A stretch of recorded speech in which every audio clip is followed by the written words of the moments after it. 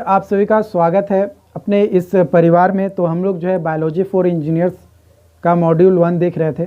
तो यहाँ पे हम लोग अब बात करेंगे importance of observation in scientific inquiry. Scientific inquiry में किस तरीके से इम्पॉर्टेंस होता है।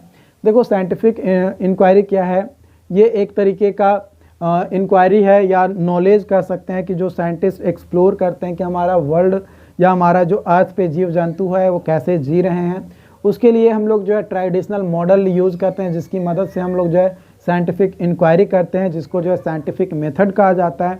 और साइंटिफिक मेथड जो है हम लोग 5 स्टेप में कंप्लीट करते हैं। पहले ऑब्जर्वेशन करते हैं, देन रिसर्च करते हैं, देन हाइपोथेसिस करते हैं, देन एक्सपेरिमेंट करते हैं और देन कंक्लूजन निकालते हैं। ऑब्जर्वेशन में क्या होता है कि हम लोग जो है जो भी हमें आइडिया मिलता है उस आइडिया की मदद से हम लोग जो है केयरफुली कुछ समय तक डाटा कलेक्ट करते हैं अलग अलग जगहों से।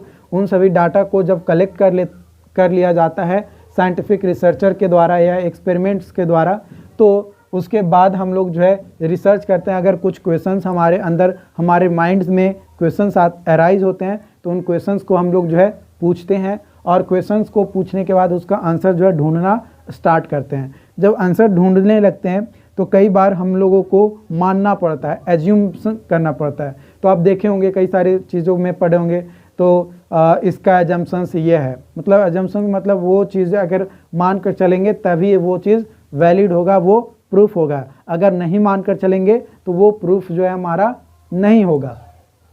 ठीक है, उसके बाद फिर जो है हम लोग जो है हाइपोथेसिस जब मान लेते हैं तो मान लेने के बाद ऑब्जर्वेशन जो भी लिए थे उसको जो है एक्सप्लेन करते हैं और वो जब सटीक लगता है तो उसके अनुसार फिर हम लोग जो है केयरफुली डिज़ाइन और एक्सपेरिमेंट को कंडक्ट करते हैं, है ना। जब हमारा हाइपोथेसिस कंप्लीट हो जाता है ना, फॉर्म कर हो जाता है, मतलब मानना हुआ जो प्रूफ हो जाता है, तब हम लोग करते हैं। और उसके बाद जब एक्सपेरिमेंट हमारा कंप्लीट हो जाता है तो जो डाटा मिलता है एक्सपेरिमेंट के बाद उस डाटा को अगेन हम लोग कलेक्ट करते हैं और रिजल्ट को जो है वहाँ से निकालते हैं। और रिजल्ट को निकालते हैं और जो हाइपोथेसिस लिए थे और जो पहले ऑब्जर्वेशन था उन सभी को एक दूसरे के साथ कोलाइड करवाते हैं और देखते हैं कि क्या दोनों में डिफरेंसेस हो रहा है। जो डिफरेंसेस होता है उसको जो है नोट डाउन किया जाता है और जो सिमिलरिटीज़ होता है उसको भी नोट डाउन किया जाता है कि अगर हम ये एजम्पशन लिए हैं तो हमारा ये चीज़ें सिमिलर हो रहा है, और एजम्पशंस नहीं लिए थे तो भी सिमिलर था, एजम्पशन लिए हैं तो भी सिमिलर था, लेकिन दोनों में डिफरेंसेस भी कुछ हुए थे। तो उस डिफरेंसेस को भी जो है यहाँ पे हम लोग क्या करते हैं, नोट डाउन करते हैं। जो ऑब्जर्वेशंस थे अलग अलग जो साइंटिस्ट आए अलग अलग तरीके से जो है अपना ऑब्जर्वेशन किए। मेनली जो ऑब्जर्वेशन का जो दौर था वो था ऑब्जर्वेशन का दौर 18th सेंचुरी, यानी 1700 वाला जो है ना, 1701, 1705, 1793 इस तरीके का जो ईयर था उसमें जो है सबसे ज़्यादा ऑब्जर्वेशन किया गया था। जो एरिस्टोटल थे वो फर्स्ट बायोलॉजिस्ट थे जिन्होंने जो है एब्जॉर्व किया और उन्होंने बताया कि ह्यूमन इंटेलिजेंस है और उसके बारे में बहुत सारी चीज़ें उन्होंने एब्जॉर्व किया।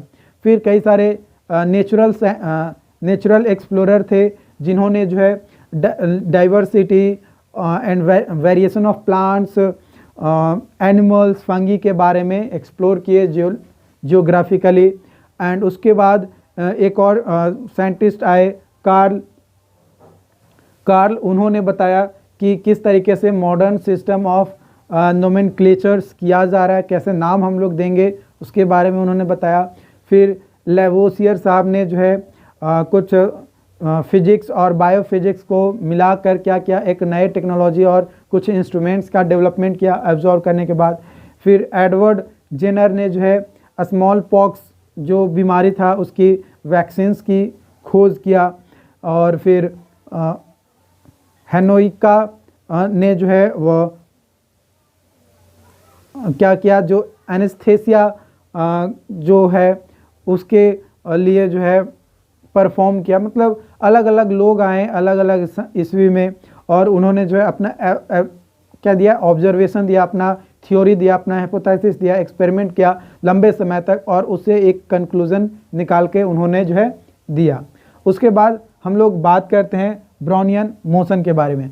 तो ब्राउनियन मोशंस को समझने से पहले आपको ये समझना होगा कि ब्राउनियन मोशंस डेवलप कैसे हुआ, है ना।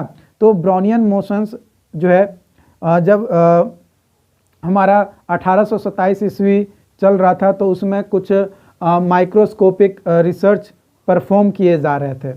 तो जब माइक्रोस्कोपिक रिसर्च परफॉर्म किए जा रहे थे तो उस समय ब्राउन ने एक बिग डिस्कवरी जो है बनाया, जो कि ब्राउनियन मोशंस के नाम से बाद में जाना गया। ये ब्राउनियन मोशंस जो नाम दिया गया, ये उन्होंने तो बताया कि जो पॉलन ग्रेन्स है वो जो है रैंडमली क्या करता है, मूव करते रहता है। उन्होंने अपना स्टडी किया और अपना कंक्लूजन दिया, और उस कंक्लूजन को सही माना किन्होंने, एल्बर्ट आइंस्टीन ने, है ना। आइंस्टीन साहब ने बोला कि जो ब्राउन के द्वारा दिया गया जो थ्योरी है ना, वो सही है, और उन्हीं के नाम पे, ब्राउन के नाम पे ही उस मोशंस को क्या नाम दे दिया गया, ब्राउनियन मोशन। ब्राउनियन मोशन क्या होता है, एक कंटिन्यूअस रैंडम मूवमेंट होता है स्मॉल पार्टिकल्स का, यहाँ पे लिख लो, स्मॉल पार्टिकल्स का इन fluid that suspended which arise from collision. वो सस्पेंडेड होता है और अराइज होता है कॉलिजन्स के कारण से, जब फ्लूइड मॉलिक्यूल्स और जो स्मॉल सस्पेंडेड पार्टिकल्स है वो दोनों फ्लूइड मॉलिक्यूल्स से एक दूसरे से टकराते हैं तब। तो इसका एग्जांपल्स है motion of pollen grains, still water, है ना। स्टिल वाटर में जो पॉलन ग्रेन का मोशन है वो, movement of dust motes in room, है ना, रूम में जो डस्ट मूव करता है वो, diffusion of pollutants in air, diffusion of calcium through bones. ये सभी जो है क्या है, एग्जाम्पल्स है ब्राउनियन मोशंस का। इम्पॉर्टेंस की बात किया जाए ब्राउनियन मोशंस का, तो ब्राउनियन मोशंस का इम्पॉर्टेंस है कि it supports the modern atomic theory. जो मॉडर्न एटॉमिक थ्योरी है उसको सपोर्ट करता है, और today mathematical models that describe the Brownian motions are used in mathematics, economics, engineering, physics, biology, chemistry and और भी कई सारे अदर डिसिप्लिन्स यानी सब्जेक्ट्स में ब्राउनियन मोशंस का जो है क्या किया जाता है, यूज किया जाता है। तो इन सभी जगहों पे क्या है, ब्राउनियन मोशंस का इम्पोर्टेंस है। तो बात अब इसके बाद आता है थर्मोडायनेमिक्स का नियम भी जो है इसमें आता है। ये सभी चीज़ें आपको ज़्यादा लिखने की ज़रूरत नहीं है, इसलिए मैं इसको लिखवाऊंगा नहीं, ठीक है। अगर आप लोगों का रिक्वेस्ट रहेगा तो उसको जो है शॉर्ट नोट्स बनाकर आपको जो है PDF के फॉर्म में दे दिया जाएगा, आप उसे बस एक बार ओवर थ्रू रीड कर लेना, ठीक है। तो थर्मोडायनेमिक्स का जो जनरेशन हुआ तो वो जो है जूलियस रॉबर्ट मेयर ने जो है जो कि एक जर्मन फिजिशियंस थे और फिजिसिस्ट थे, उन्होंने जो है एक स्टेटमेंट दिया और बोला कि कन्वर्जन ऑफ एनर्जी के बारे में बताया कि एनर्जी जो है किस तरीके से कंजर्व होता है, यानी motion in converted into heat, और कैसे जो है कोई मोशंस जो है यानी कोई मोशंस में है तो उससे कैसे हीट का जो है जनरेशन किया जा सकता है।